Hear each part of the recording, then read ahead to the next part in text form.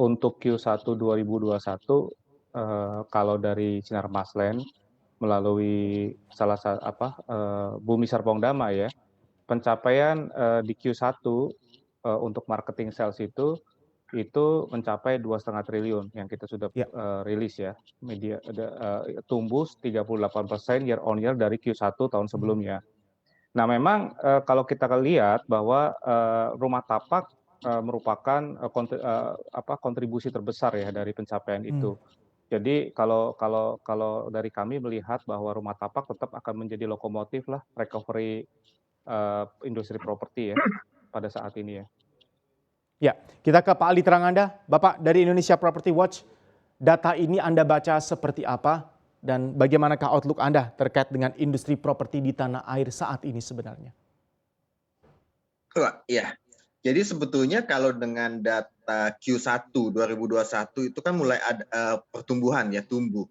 Jadi memang Mhm. waktu tahun-tahun lalu, kami juga sempat menyampaikan sebetulnya pasar properti ini bukan kehilangan daya beli, Iya. ya. Daya belinya masih ada sebetulnya, tapi memang karena pandemi ini, terganggu karena pengetatan, pembatasan PSBB dan sehingga konsumen tidak bisa langsung datang ke, marketing gallery gitu ya. Iya. Karena kita tahu semua properti itu kan karakternya beda gitu. Dia tidak bisa hanya full online, saya rasa tidak bisa. Artinya Mhm. dia, si calon konsumen ini harus juga datang ke project. Nah, ketika pengetatan tuh anjlok gitu ya kan, kita di Iya. awal tahun 2020 ketika pandemi anjlok. Tapi memang ini trennya, masih masih belum stabil trennya, tapi artinya, eee, daya beli itu masih ada dan pertumbuhan masih dimungkinkan di tahun 2021. Mmm. Kita ke Pak Alim Gunadi. Pak Alim, kalau tadi kita Ya. sudah awali perbincangan kita berbicara mengenai lini bisnis rumah tapak di Sinar Maslen, bagaimanakah dengan tren penjualan pada high rise building dan juga gedung-gedung perkantoran, Pak? Apakah tekanannya juga masih terlalu kencang sehingga belum bisa dikatakan pulih?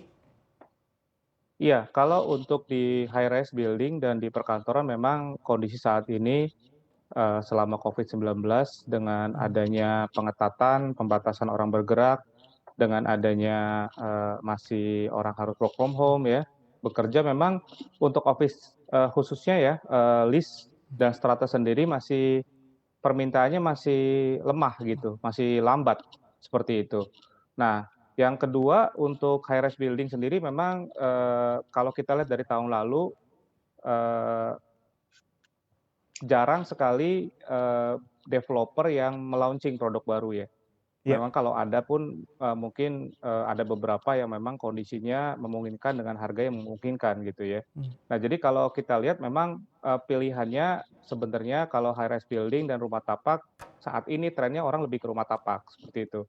Nah karena memang, kalau high rise building pertimbangannya juga, ada beberapa lah ya, terkait juga Mmm. masalah nanti, service charge dan rata-rata mereka ini kan tipenya kan sebenarnya lebih ke investor gitu ya, yang nanti mengharapkan adanya renter lah, yield ya.